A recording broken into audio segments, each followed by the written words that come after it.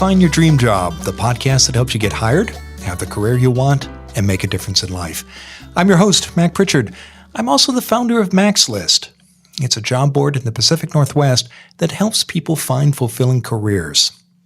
Every Wednesday on this show, I interview a career expert. We discuss the tools you need to find the work you want. This week, I'm talking to Roy Notowitz about everything you need to know about executive search firms. Roy is the president of Noto Group. It's an executive search firm that works with consumer brands. He started his career as a recruiter for Nike, and he joins us today here in the Mac's List studio in Portland, Oregon. Roy, welcome to the show. You run a retained executive search firm. How are you different from recruiters and headhunters? First of all, thank you for inviting me. Appreciate being here. Those terms are used interchangeably. So recruiters, headhunters, staffing, executive search. And really there's basically three different categories of recruiters. There's people who are in-house recruiters who basically work for the corporation in the recruiting or talent acquisition department. And that job, obviously is different than a staffing recruiter or a contingency recruiter, which is different than a retained search, executive search, headhunter type. Yeah, coincidentally, Roy, several episodes ago, we had a staffing firm on talking about their company. And now tell us about what your firm does, retained executive search, because that's different from the in-house and it's different from a staffing firm. Tell us about that difference. It is different. And I think I would even say we're sometimes even a little different than typical retained search firms, but it's a more strategic relationship. So oftentimes companies come to us when they have a specific need, and we are retained to fill that position, whereas a contingency recruiter is oftentimes not paid unless they actually fill the position. So they are working on a contingent basis. And so it's sad that we are categorized by the way we get paid, because I think, that's just an unfortunate, way that it's categorized. However, the value that a retained executive search firm offers is different than what a staffing firm or regular recruiting firm might offer. And one's not better or worse. There's just different situations. Well, what is the different value that a company like yours, a retained executive search firm, offers both to employers and job seekers? Mm-hmm. Well, on the employer side, sometimes they just need additional candidates. They might be trying to fill a job on their own.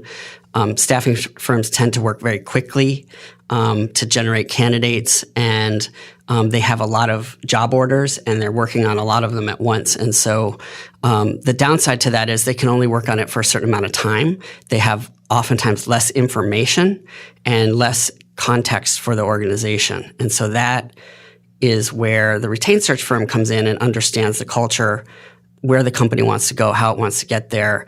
They're thoughtful about, where we're going to find this person and build a narrative so that they can market the position to the candidates, and then also think about the selection process and what questions to ask and help facilitate that all the way through to the hire.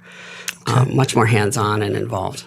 And why is it important, Roy, for a job seeker, a listener, to understand that difference between those different companies? Well, so on the contingent side, recruiters sometimes market candidates to companies or help people get job interviews, exploratory, because those are the types of relationships that they have. They can call, usually they're more local. Usually they have focus like creative or technology or healthcare. And so they have a local network of companies they work with, and they're able to know if a candidate might be a fit for one of their clients, and they have sort of an open channel to share that. Retained firms, we only work on maybe, at least my firm, each recruiter has 5 jobs at a time, not 40, so we might fill 30 to 50 jobs a year total, and we're only working on jobs that we're hired to fill. And so we're not in a position really to market candidates to companies, and our clients tend to be more national and focused in the areas that we're focused in. So a lot of search firms have a niche or a focus specialty area, an industry or a discipline that they focus in on. So with a retained search firm, there are fewer clients, the employers that you're working with at a given time. And so the recruiter is able to give more attention both to the employer and to candidates as well, Roy? Yeah. So it depends on what type of candidate you are. So for example, if you're a candidate looking for a job and we don't have one that's a fit, we can't really do much to help you unless we have an internal resource or person focused on that, which most firms don't, retain firms. But if you are a candidate in our process, what we do really well is understanding the company and all of the different functions and how you might fit within that, and making sure that you have all the information you need to make a decision, and vice versa, that the company has all the information they need to make a decision. So it's a really strong fit, both from a competency and culture perspective. Okay. And then in your world of retained executive search firms, do you find that large companies, particularly national companies, work with the same recruiters again and again over the years? Yeah, I mean, if you do good work, then you tend to have those relationships because you really understand their business and become a true partner. And so we've had we're a 10-year-old firm and we've had clients for 10 years. And they keep coming back. Not all the time. It's just when they have a key hire or they have maybe a growth initiative, or sometimes if somebody leaves the organization, they come to us first. And that's not to say they don't use other resources for different scenarios, but if it's a key hire where they want to make sure they don't make a mistake potentially or reduce the risk of that, they'll use a retained search firm. Okay. Now, our show is for job seekers, and many of our listeners are curious to find recruiters in their world. How do you recommend listeners both identify and work with retained executive search firms like yours? Well, first of all, we didn't mention it before, but the executive level position. So a lot of the other recruiting firms might work on lower level positions. So entry to mid-level or mid-level to senior level, sometimes executive level. And whereas the executive search firms tend to focus on director and above, sometimes just VP or C-level positions. And so the way that they would work with us, to answer your question, would be to make contact, to establish the relationship and see if the recruiter is even a fit for their discipline or industry expertise. And I would recommend doing some research up front to find out who are the well-known recruiters, who are the people who have the most links in common with you, who are the people who have had been in their position for a while, seemingly have these client relationships over time. A lot of recruiters have been known to jump around. Just like with lawyers, there's good lawyers and bad ones, and same with recruiting. Although I would say there's probably more bad recruiters. we don't help ourselves very much. So I mean, it's really it's a case by case basis. Okay. Well, I have to ask you, how do you tell the difference between a good recruiter and a bad recruiter? So a lot of times it has to do with how much information they have. So, how knowledgeable are they about the client? What do they know about how the position fits within the organization with the other stakeholders within the organization? What kind of questions are they asking? Are they asking deep and meaningful and thoughtful questions? Are they? Is it even just asking the recruiter? Is this a retained search or is this a contingent search? What's the relationship that they have with the client, and how long they've had that relationship, and what they know is a really good indication of whether or not they are a good recruiter. So let's dig into that a little bit. Is it a problem to work with recruiters who are working on a contingency basis? I imagine they have a role to play. Not at all. No, okay, so there's some great contingency recruiters. So that's not a sign of being a bad recruiter? No. Okay. No. In fact, they just don't have as much time. So I think if you're working with a contingency recruiter, and same with the retained recruiter, we get so many emails. Recruiters just don't have a lot of time. So if the expectation is to go to coffee, which we get asked, 30 times a day, it's impossible. We could not do that and do our job. So our clients come first, making sure that we have people who are viable for them. And there's a lot of variables outside of our control. So whether somebody will relocate, the compensation, whether they have the right skill set, if they're even interested in making a move and all that other stuff, and then the decision making on the other side of the coin. Okay. So there's a lot of stuff that recruiters are doing and don't have a lot of time. Not a lot of time. So let's again, I want to be positive about this, but warning signs that that somebody might not be a good recruiter. Okay. So you mentioned their understanding of the client and the client's needs. Right. So if it's a pretty shallow understanding, that's a bad sign, is it, Roy? Yeah, I mean, it usually, if they don't have a lot of information, that's probably not a good sign. If they don't understand the industry or your discipline very well, you can often tell that by the questions they ask or how they show up. I would say also just, I'm not making excuses for recruiters for not following up. If you're actively engaged in a search, they should be communicating with you. The thing is, I would say, is just to be patient because things don't happen within 3-day segments. It's usually 3-week segments because executives are traveling. They have other candidates in the process. They have other priorities within the organization. And so, we usually meet with clients on a weekly basis and go through and kind of keep things on track and keep momentum within the process. But oftentimes, candidates have expectations that, I interviewed with you last week. How come you haven't followed up? So, so if the recruiter just doesn't ever follow up again, that's probably a good sign. Good. A good sign of a bad recruiter. Yes. Right. Yeah. So something to consider next time around. Yeah. Okay. Well, we're going to take a break in a moment, but before we do that, I just quickly, what are signs of a good recruiter? That somebody knows their job and it's going to be a positive relationship. What just comes to the top of your head? Well, for us, it's passion about, we're really connected. We work with a lot of mission and purpose-driven companies and just caring about the client and making sure you get it right. So the good recruiters will passionately represent their clients and understand and be very, take a lot of care in that process to make sure that there's really good information and knowledge of each and every candidate and vice versa, that the candidate is really on board for the right reasons and has all the information they need. Yeah, and they're doing that even when they're representing or rather bringing forward perhaps 2 or 3 candidates, but they're passionate about those. Yeah, and people. A lot of the candidates that we bring forward are not actively looking. So we kind of have to make sure that they're really interested that they're interested for the right reasons and not just kicking the tire, so to speak. Okay.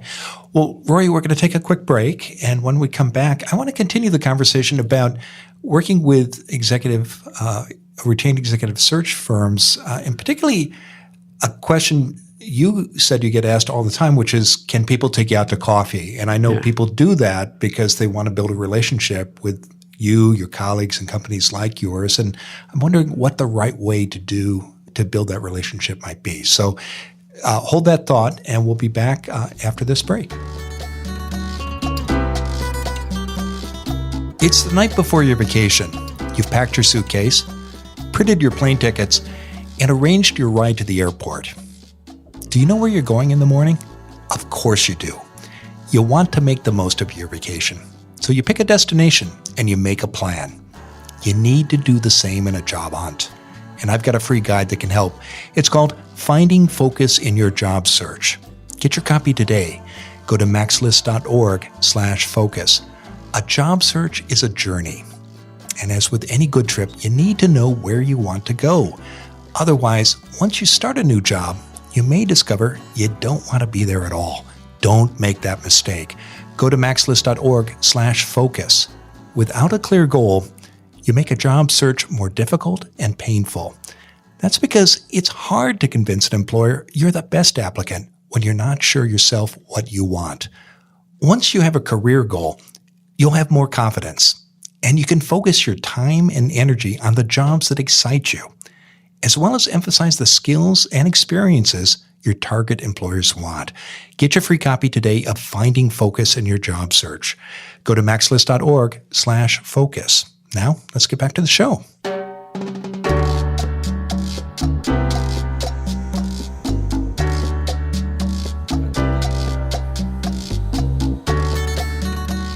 We're back in the Max List studio. I'm talking with Roy Notowitz of the Noto Group.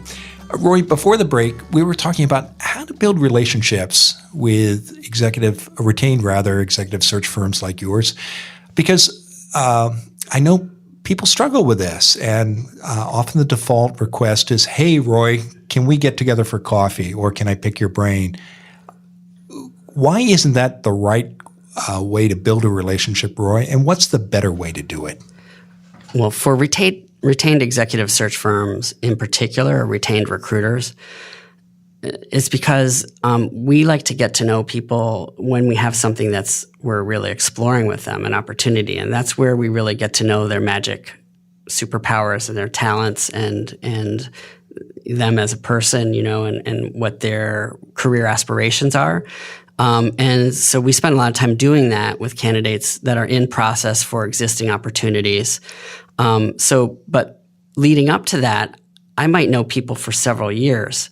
And so the way that it usually starts or the best way would be with an email. If it's somebody within the industry who's at the right level, in the right type of position, I will always invest time, or somebody from my team will invest time in getting to know them. We have people in our database, our system, where we're keeping track of notes, and we have an understanding of their interests and that in the future, these are the types of things or locations that they'd be interested in. Okay. And then, let's talk about that email for a moment, Roy.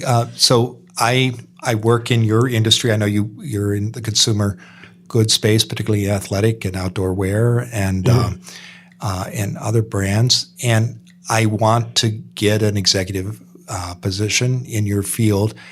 Somebody's given me your name. What should I say in that email? Yeah. Well, first of all, if you don't have any industry experience related to the clients and companies that we have, it's difficult for us to help you, because that's not what clients pay us to do.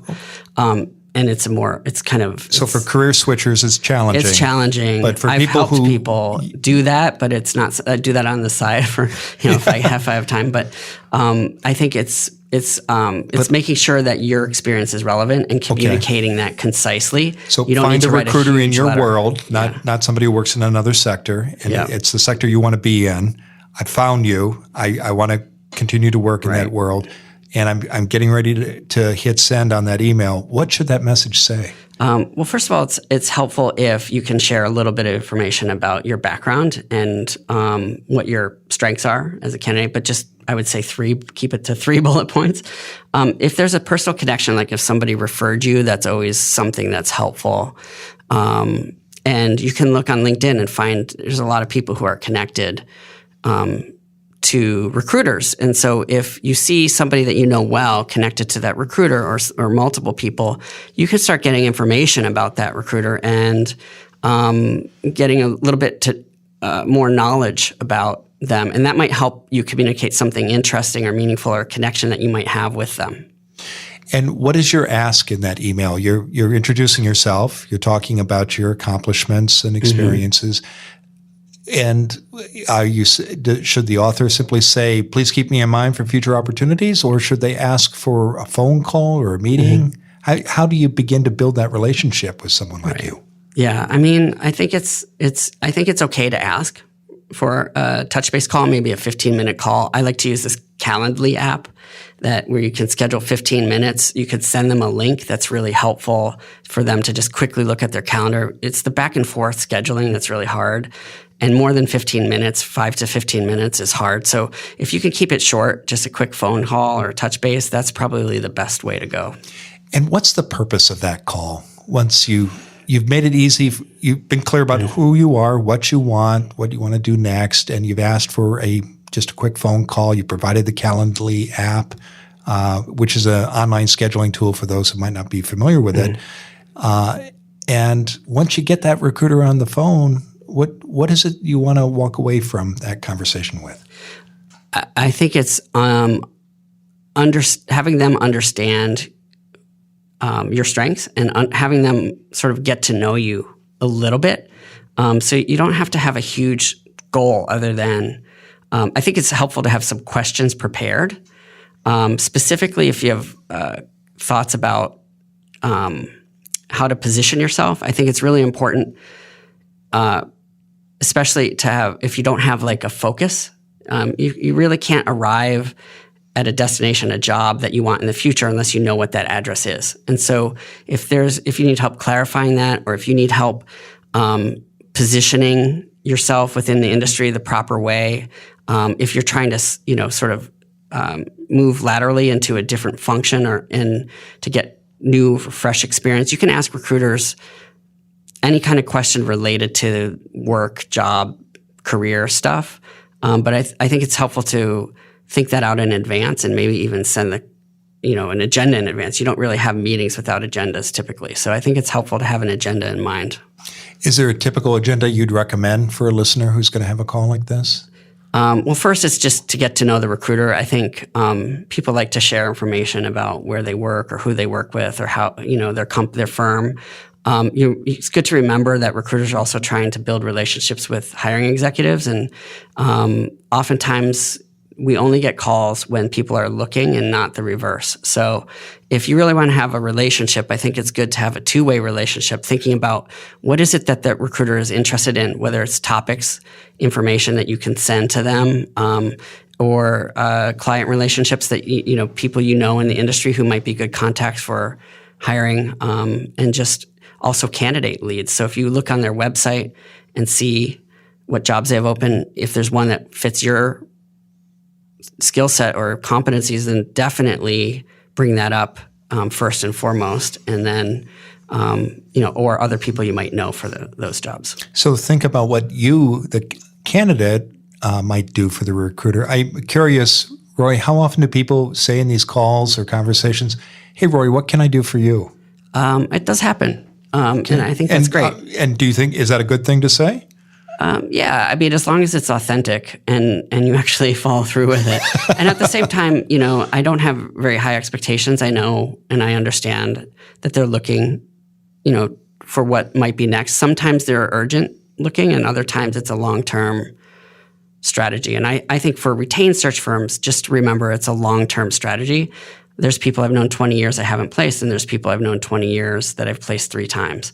And it's not because those people are better. It's just coincidence that we'd have an opportunity at the same time they're available and that they were the right fit and all those other variables. It's kind of a miracle when it actually does all align in that way. Okay.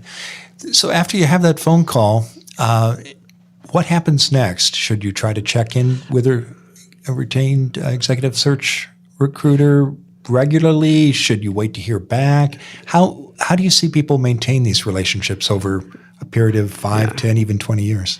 It's hard. I feel like I'm speaking for all executive search consultants. I'm nervous at what they might think. I think, yes, it's okay to check in regularly. Is that every 6 months? Every 6 months. Okay. Yeah. I mean, at most quarterly. I mean, we send out a quarterly newsletter, so that, candidates can subscribe to that. And I think that's the right amount of time to check in. If you're actively looking, you can check their website monthly, because there's always new roles that come in on a month-to-month basis, or follow them on LinkedIn, on their LinkedIn page. So I think it's good to keep up with what's going on out there. And I didn't ask this at the start of our conversation, but I think for many listeners, recruiters, whether they're working in contingency or an executive search firm like yours or for a staffing agency, are kind of a mysterious group that everybody wants to get in front of you, but they're not quite sure how to do it. Mm-hmm. How do you recommend when someone is beginning a search that what kind of research can help you find a recruiter in your field, in your right. community? Well, it's funny. I always say, I wish I was as popular in high school. So I do get a lot of maybe 300 emails a day. So people do find you. Yeah. How do they find you, Roy? Through LinkedIn, I think a lot mostly. And again, it comes down to how many contacts they have in common. So you can narrow down your industry sector, location, job title. Yeah. And you can look at their company pages, see how many people are following them that are in common with you. Can you actually search on LinkedIn by recruiter for a field? Yes. Okay. Yeah. So that's something listeners can Or do. a title. Yeah. And they can narrow that to a geographic area as well. Yeah. I mean, I'd recommend upgrading your LinkedIn. I sound like a LinkedIn commercial, but I mean, it gives you more ability to search and research and find information. Any other tools you recommend besides LinkedIn for identifying recruiters in a particular sector in a community? I would just say talk to your, colleagues, people you trust. Obviously, if you're actively looking for a job, there's a sense of confidentiality but I mean, if you also go to trade shows and, and events on a national scale, you'll hopefully get to meet those folks. Okay. A lot of them work with private equity firms and investment bankers and lawyers. So you can, if you have contacts in that space, that's a good way to find out who is kind of moving and shaking and in the mix, so to speak. And while we've been talking about executive level recruitment, these principles, I'm guessing, probably apply to positions at any stage of a career, entry or mid-level too. Yeah, I mean, we don't, at the executive search level, most people don't apply. So we're really just reaching out to people directly, or they're reaching out to us directly. There's not a lot of postings we put the jobs we're working on our website, but most of the time we're just really targeting people who we want to talk with, and vice versa. They're targeting the people who they want to talk to. Great. Well, Roy, tell us what's next for you. Thanks for asking that. As a firm, I'm really interested in connecting what we do to a bigger purpose. And so we're a B Corp, and we work with a lot of purpose-driven companies. And so our goal is really to be the go-to firm for purpose-driven companies, and to connect what we do to their success. And so that's underway. And then we just started a podcast that you can sign up for on our website that is called Adventures in Hiring, which is talking about a lot of these topics, but from the other side of the table, from the hiring executive's point of view. Yeah, so it should be exciting and interesting. I think that's an invaluable perspective, because often I know job candidates wonder, what are hiring managers thinking? And it sounds like your show provides some insights into that. Exactly. Well, I know people can learn more about your company and your new podcast by visiting your website. That's notogroup.com. We'll be sure to include that in the show notes for the episode, as well as the website article. Now, Roy, given all the advice you shared today, what's the one thing you want our audience to remember when thinking about what they need to know about executive search firms? That's a good question. I think it's first and foremost, just understand that executive and retained recruiters are different than contingent recruiters and different than in-house recruiters. And so that's the first thing. And second is to realize that time is really scarce for everybody, including the hiring managers and everyone involved in this whole hiring process. And it's very time consuming. And oftentimes there's a really competitive pool. And so being self-aware, self-objective around, your own fit within that role, and also understanding that these things take a little time, and communication is important, but also challenging. So I think it's incumbent upon the candidate and the recruiter to really keep that contact going with updates and things like that. Excellent advice, Roy. Thanks for being on the show today. Thank you.